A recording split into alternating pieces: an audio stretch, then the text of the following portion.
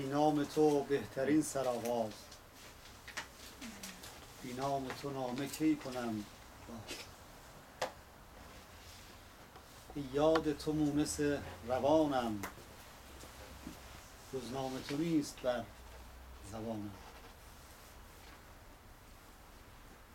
خوشحالیم که این دوره حافظ شناسی هم دوباره آغاز میشه و امیدواریم که مثل هر دوره و دوره‌های قبل کسانی که دنبال معنویتی، فضای تازه‌ای در این دنیای جدید هستند، روح حافظ دوباره بهشون باز کمک بکنه و بهره‌ای که میخوان از شعرهای حافظ ببرند. منتها چون این حرفا رو ما جلسه‌های قبلا گفتیم دیگه خیلی تکرار نمی‌کنیم، که فقط یک نکته رو عرض می‌کنیم که حافظ می‌فرماید که تا نگردی آشنا زین پرده رمزی نشنم، قلب نامحرم نباشد جای پیغام سروش. منظورش اینه که به هر حال حافظ ما، خود حافظم به خودش میگه حافظ ما بعضی اوقات، برای کسایی که بیشتر همدلند خودش رو نشون میده تا هم فکر.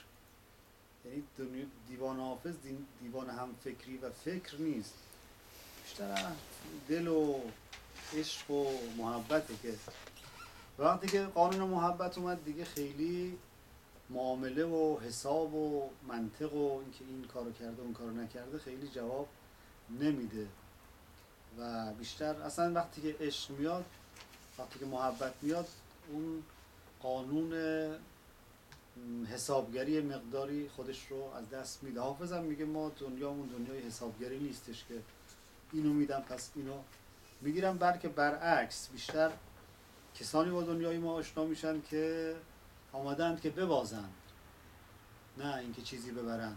اگر برای باختن آمده ای خب خیلی چیزا خواهی بود. خیلی جا هم تأکید میکنه این رو که رند عالم سوز را با مصلحت بینی چه کار، کار ملک است آن چه تدبیر و تأمل بایدش. ما دنیای ما دنیای این دنیاست دیگه، حالا خوب است بد است هرچی که هست اینیم. حافظ ما نام ز ننگ داریم و ننگ از نام، همه دنبال نام نیکند، ولی حافظ میگه من ننگ دارم از این نامهای نیکی که همه به دنبال آنند. نام ما هم از ننگه، یعنی وقتی ظاهرا نگاه میکنی حافظ همه این ننگ ها رو به خودش پذیرفته. عاشق، رند، نظربازه، این چیزاییه که کسی حاضر نیست اونها رو به خودش بپذیره، ولی در این حال از همون اولی که حافظ آمده است همیشه در کنار مقدسترین کتاب ها جا گرفته است. این تراژدی و این در واقع تعارض رو هیچ کس نتونسته حل بکنه که حافظی که اینقدر دم از ننگ میزنه و چیزهایی که در نظر مردم بده مثل شراب و بوسه و نمیدونم فلان و فلان و فلان، چجوری که کتابش مقدس تلقی میشه؟ راز این قضیه چیه واقعا؟ آیا ریاکار حافظ دودوزه بازی میکنه مثلا؟ به قول خودش حافظم در مجلسی، دردیکش هم در مجلسی، این صناعت بین که چون با خلق پنهان میکنم. صناعت بین نیست، سر کار ببین، ببین چجوری همون سر کار میذارم. حافظم در مجلسی، در یک مجلس منو به عنوان حافظ قرآن در بالا می نشونن. قطعا حافظ در اینجا این حافظ قرآن، حافظم در مجلسی، ولی از این مجلس که میرم بیرون دردیکش هم در مجلسی. دردیکش اون شرابخوارایی رو میگن که دیگه شراب معمولی بحثشون نیست، درد رو، اون لرد شراب رو، اون آبلیمون رو دیدی دیگه، وقتی یک آبلیمون مدتی ایستاست تهش لرد میبنده. اونا برای کسایی که دیگه مثلا الکل بالای 90% مصرف میکنن، مثلا دردیکش میخواد دیگه. خب این چطور حافظیه؟ حافظم در مجلسی، دردیکشم در مجلسی. بعد خودش جالبه این صناعت بین که چون با خلق پنهان میکنن، سر کارش. حافظ خلوت نشین دوش به میخانه شد. از سر پیمان گذشت بر سر پیمانه شد. عجیب. خب دوش از مسجد سوی میخانه آمد پیر ما، چیست یاران طریقت بعد از این تدبیر ما. هر چه به دیوان حافظ نگاه میکنی میبینی که حافظ میگه بابا من آدم خوبی نیستم، به دین، به خدا، به پیغمبر آدم خوبی نیستم، من هیچ جا خودش به اون صورت تعریف نکرده، ولی چرا همه دنبالشن علیرغم این که همه میگن ما خوبیم کسی دنبال اونا نمیره. اینم یه رازیه در حافظ. نهایت چیزی که حافظ میگه اینه که دوستان عیب نظربازی حافظ نکنید، دوستان عیب نظربازی حافظ نکنید که من او را ز محبان خدا میبینم یا شما میبینم، یا قدم از جنازه حافظ دریغ مدار که گرچه غرق گناه است میرود به بهشت. این نهایت تعریف حافظ از خودشه. البته در مواضعی که کبر میکنه مقابل متکبران اون فرق داره. یه جایی میگه که گرچه گردآلود فقرم، گرچه گردآلود فقرم شرم باد از همتم، گر به آب چشمه خورشید دامن تر کنم.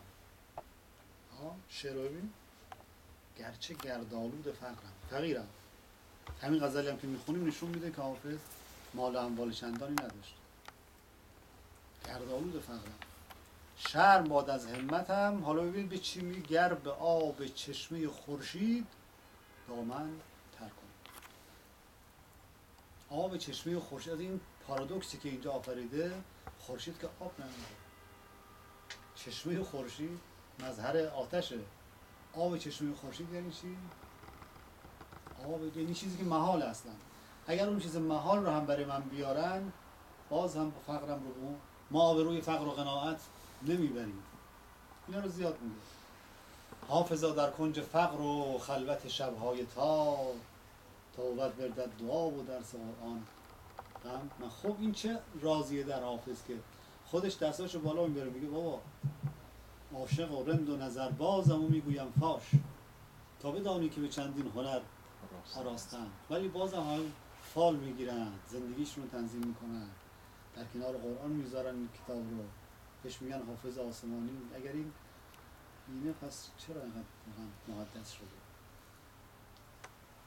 حالا بعضی آمدن میگن بابا مگر در دین ما نمیگویند که مثلا شراب حرام است؟ خب این که میگه مثلا شرابی تلخ میخواهم که مرد افکن بود زورش، که تا یک دم بیاسایم ز دنیا و شر و شورش. چجوری یک پس حافظ رو اینقدر دوست دارم؟ رازش چیست؟ اینجا اون راز آروم آروم خودش رو نشان میدهد که من این حروف نوشتم چنان که غیر ندانست، یا من این دو حرف چنان نوشتم چنان که غیر ندانست، تو هم ز روی کرامت چنان بخوان. یک رازی اینجا هستش. اون راز وقتی خودش رو نشون میده که با مفهوم غیب آدم آشنا بشه. تمام دیوان حافظ زیر یک نقطه است، زیر یک روزنه است کوچیک به نام غیب.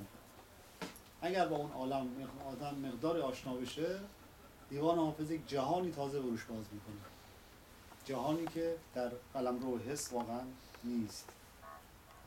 و حس همین که آدم بوس، کنار، شراب، زلف، رخ، همه اینا آروم آروم بیره به سمت یک معناهای دیگه. منتها غیب رو نباید در آسمان جست. منظور از غیب بالا نیست. منظور از غیب اون چی که آدم مثلا فکر میکنه پشت کوههای، نه. غیب از دیدگاه حافظ نزدیکترین نقطه به وجود خود توست. یعنی غیب عالم در درونی ترین نقطه وجود تو. اونو کشفش کنی آروم آروم میره سمت. حالا این منظومه فکری حافظ را اگه بخوایم باز بکنیم، خیلی در همون غزل اول الا یا ایها الساقی ادر که اصلا بناول ها که عشق آسان نمود اول ولی افتاد مشکل ها. میدونید که میگن غزل اول حافظ مثل 18 بیت اول مثنوی تمام دیوان حافظ در خودش جا داره. یعنی کسی غزل اول حافظ رو درست بفهمه تمام حافظ رو درست فهمیده. درست بفهم که مثلا شب تاریک و بیم موج و گردابی چنین حائل، کجا دانند حال ما سبک باران ساحل ها. یعنی چی واقعا؟ منظور از شب تاریک چیه؟ سیاسته. رو همین یک بیتش فقط یه ذره فکر کنیم. شب تاریک چی؟ وجود؟ بیم موج چی؟ بیم موج فلسفه و عقلی که جای ما رو نمیبره و گردابی چون اینهاه. بیم موج وسایل اجتماعی، مسائل اجتماعی، مردمی نادان و مشکلاتی که اونا درست میکنن. شب تاریک مسائل سیاسی، شب تاریک ذهن خودم، شب تاریک چی؟ حالا اینا رو میشه چندین من پنجره برش باز کرد تا میرسه به بیت آخر در همین غزل که میگه چی؟ حضوری گر همی خواهی از او غایب مشو حافظ، متا ما تلق من تهوا در دنیا و احملها. این غزل که میگیم مانیفسته، مانیفست یعنی بیان نامه، یعنی ماکتی برای یک چیز کلی. میگیم غزل اول مانیفست دیوان حافظه، اولش با الا یا ایها الساقی شروع میشه و آخرش میگه که در دنیا و احملها. یعنی اگر این وحدت غزل رو در نظر بگیریم، الا یا ایها الساقی ادر کاسا و ناولها متا ما تلق من تهوی در دنیا و احملها. اون ساقی اول قلب دیوان حافظه و این در دنیا و احملها درون اون قلب. در واقع یه ذره باید فکر کنیم که یعنی چی حافظ میگه یا به این درون، از اون ولش کنون بیرون رو. متا ما تلق من تهوی، هرگاه که برخوردی به چیزی که علاقمندی دوست داری، در دنیا رها کن دنیا رو و احملها و اون رو مهملش بگیر، سادش بگیر. این پنجره‌ای برای دنیای حافظ که ما اینا رو در جلسه‌های قبلی گفتیم. حالا اگر دوستانی که بودن نوشتن یا هست جای دیگه میتونن، چون شرط اول شناخت غزل حافظ درک این وحدت پنهان رو تو غزل ها. یعنی آیا ابیات برای خودشون هر کدوم یک ساز جداگانه میزنن، واقعا اینجوریه، یا اینکه نه؟ در این زمینه خیلی بحث شده. ببینید ظاهراً ابیات حافظی انگشت من اگه ابیات در نظر بگیریم بین 7 تا 8 بیت داره خالص، حالا کم زیادتر هم داره. هر یک از این ابیات برای خودش یک سازی میذاره، یعنی محور افقی، اینو میگم افق، مستقلاً برای خودش معنا داره و ربطی به پایینیه نداره، زنجیروار. یعنی بین بیت اول و بیت دوم ارتباط هست یا نیست؟ اگر هست چرا دیده نمیشه؟ اگر نیست پس این آشفت ذهنی حافظ رو چجوری میشه توجیهش کرد؟ همون زمان شاه شجاع بهش میگفت در عصر حافظ که ابیات تو مثل یک کاروان از هم گسیخته است، یک شتر میرود به سمت می، یک شتر میرود به سمت عرفان، یک شتر میرود به سمت معشوقه و امثال اینا. وحدت نداره. حافظم رد نکرد اینو، نگفته درسته یا غلطه، گفت ولی من با همین کاروان گسسته شعرم شیراز رو گرفته تا بخارا، ولی شعران حریفان من از دروازه شیراز بیرون نمیرن. این چه رازیه در حافظ؟ به نظر من اونی که میگم حافظ تحت تاثیر قرآن اینجاشه، نه مفاهیمی که در واقع مستقیم از قرآن گرفته، بلکه بعضی اوقات برعکس نشون داده میشه. مثلا مدعای بیشتر حافظ شناسا اینه که حافظ در مصادیق تحت تاثیر قرآنه، برعکسه، کسی به این توجه نمیکنه که مثلا وقتی حافظ میگه عشقت رسد به فریاد ور خود به سان حافظ، نه ار خود به سان حافظ، قرآن زبر بخوانی با 14 روایت، این نه تنها به این معنی نیست که حافظ خیلی تحت تاثیر قرآن بوده، بلکه داره مدعای برعکس رو مطرح میکنه اینجا. عشقت رسد به فریاد ور خود به سان حافظ، قرآن زبر بخوانی در 14 روایت. یعنی اون چی که تو رو نجات میده قرآن خوانیت نیست، عشقه. ولی همه اینجور تفسیر میکنن که عشقت رسد به فریاد ور خود به سان حافظ، قرآن زبر بخوانی در 14 روایت. برعکس میکنه حافظ. مصادیق دیگه هم عکس این رو نشون میده. یعنی وقتی که نگاه میکنید به دیوان حافظ، ببینید حافظ عمیق‌تر از قرآن تاثیر گرفته تا مصداقی. حرف من اینه. یعنی بعضی‌ها فکر میکنن که حافظ در مصداق‌ها مورد تحت تاثیر قرآنه. من میگم نه، حافظ در مصداق‌ها خیلی توجه نکرده، ساختار رو از قرآن گرفته و به سبک خودش در آورده. این خیلی مهم‌تره.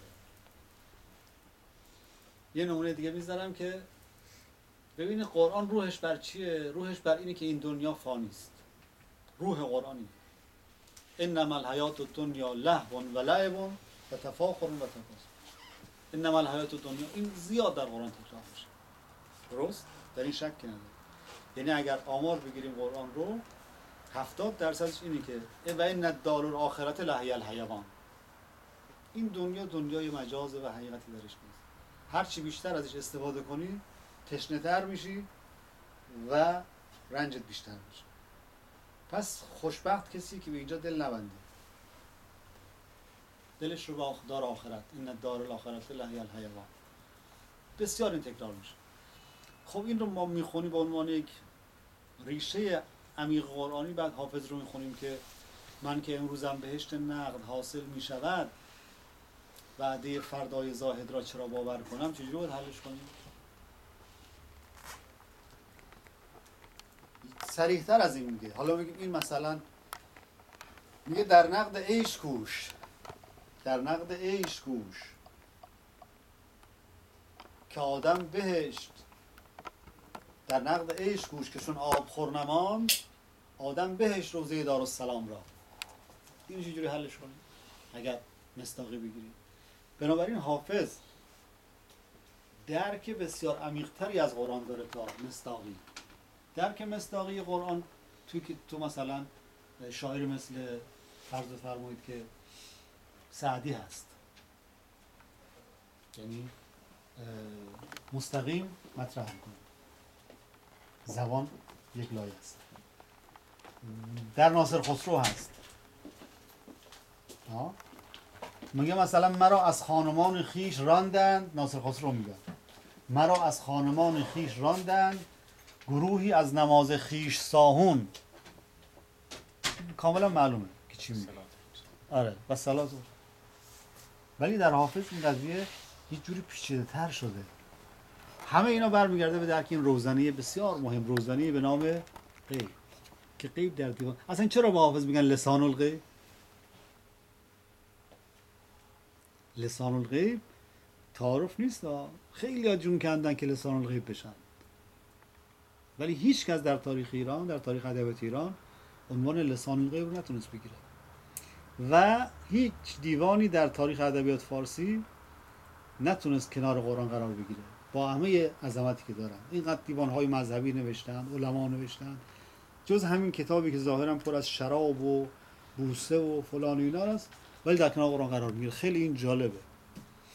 یک رازی در اینجا باید باشه. یک به هر حال پسند تاریخی هم ممکنه 100 سال اشتباه کنه، 50 سال اشتباه کنه، ولی وقتی 700 سال طول میکشه و همه این نخبه ها اقرار میکنن که این فرق داره، یک باید هم تحمل کنه که نمیشه عقل جمعی در 700 سال اشتباه کنه.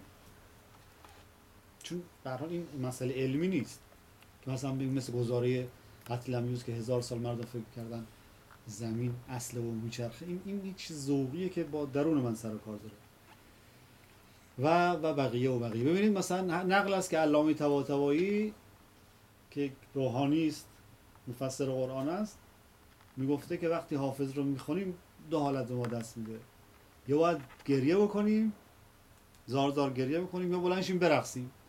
آدمی که حافظ بفهمد نمیتونه بخونه و رد شود، امکان نداره. و راست میگه واقعا، چون به نظر من بیشتر از این نمیشه انرژی وارد کلام کرد دیگه. الان بیشتر از این تفصیل نمیدیم، فقط همین بیت رو شما فکر کنید روش. نفس نوروز آمده است، نفس باد صبا مشک فشان خواهد شد. یه لحظه فکر کنید، نفس باد صبا. باد صبا چیست؟ باد صبا بادی است که از طرف مشرق میاد، دم سحر میاد و هرچی گل و آدم و نوزاد اینها باشه اینها رو شکوفا میکنه، آدم‌های بیدار رو، اونچه ها. بعد نفسش، این اولا که یک استعاره خیلی تخیلی قوی داره. نفس، باد که نفس نداره، نفس باد. مشک فشان خواهد شد. مشک افشانی وقتی که مثلا تو حرم مرزا دیدید که این میزنن، گلاب میزنن، نفس با دیگه بیشتر از این نمیشه روی کلام چیزی گذاشت. من یه بار گفتم شعر حافظ انرژی هسته ایرانه. واقعا میگم انرژی هسته واقعی ایران شعر حافظه که میتونه جهانی رو زیر رو بکنه و هر جا میره به هر حال یه جورایی میبینن که عجب ذراتی درش هست. خب حالا اون نفس باد صبا رو یه ذره بعد روش باید فکر کنید که این میشه از این بیشتر معنا و زیبایی توش درج کرد؟ نمیشه واقعا.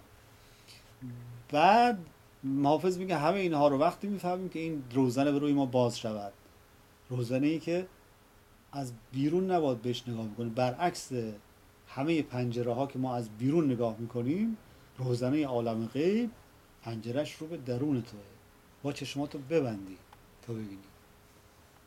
بعد میفهمیم که حافظ چی داره میگه. به همین خاطر میگه که ای پیک راستان خبر سر به ما بگو، احوال گل و بلبل دستان سرا بگو، ما محرمان خلوت اون، محرمان خلوت اونس. روی این واژه ها محرم، محرم یعنی کی؟ اصلا چرا میگن محرم؟ چون کسی که به حریم کسی میتونه راه پیدا بکنه دیگه. خود کلمه محرم به کسی میگیم که میتونه وارد حریم ما بشه. این نامحرمه. نامحرم یه بار در واژه جسم مثلا میگیم حق نداره دست من، نامحرمه در مفاهیم دینی. ولی نامحرمی جسمی یک نامحرمی ظاهری و سطحیه. نامحرمی روحی خیلی، حرم، حریم، حرام، اینا همش با هم مرتبطه دیگه. خب وقتی میگه ما محرمیم یعنی حریم ما برای کسی که این کار شده باز میشه. سر مفروش از یار آشنا سخن آشنا بود. خب همه اینا رو ما قبلا یه جورایی اشاره کردیم. حالا میخوام یکی از این غزل‌ها رو انشالله اگر بشه از این دیدگاهی گفتیم که اینها روزنش چیه، ارتباطش چیه، آیا ارتباط بین ابیات هست یا نه. آقای خرمشاهی آمده گفته که شعر حافظ شعر پاشانی است. این حرف در اینه که قشنگه ولی پرمغز نیست. پاشانی که هر غزلی مثلا چند تا معنا اینجوری میپاشونه بالا. خب درسته، در هر بیتی ما چند تا معنا میبینیم، ولی اگر بنا باشه مثل آبشار، مثل چی بگیم فواره معنا بپاشونه، اون رابطه درونیش چی میشه؟ ارتباط درونی رو چیکار کنه؟ نمیشه هم بپاشه هم بگیره. عمیق‌تر حافظ است. یعنی سیطره افکار آقای خرمشاهی بر ادبیات امروز ایران هم مفید بود از یک جهت که یک مقدار حافظ مصر آورد بالا، ولی نگه داشت در یک سطحی. متاسفانه نسل قبلی مثل مرتضوی شاید عمیق‌تر حافظ رو می‌فهمیدن و خب حالا ما قصد نقد اونا رو نداریم. شاید تو این نسل معاصر آقای پورنامداری از بقیه چی باشه؟ بیشتر با حافظ ارتباط برقرار کرده باشه. شما اگه میخواید نوع نگاه عمیق‌تر معاصران رو با حافظ بفهمید، مثلا اون کتاب تشنه لب دریا رو، گم شده لب دریا رو، اون شاید بیشتر روح حافظ رو بفهمید تا مثلا کتاب‌های ذهن زبان حافظ. خب این غزلی که براتون انتخاب شد همینطور برای محضر این جلسه، یکی از غزلی بهاری حافظه که با هم میخونیم تا ببینیم به کجا میرسیم با حافظ. ابر آذاری برآمد باد نوروزی وزیر،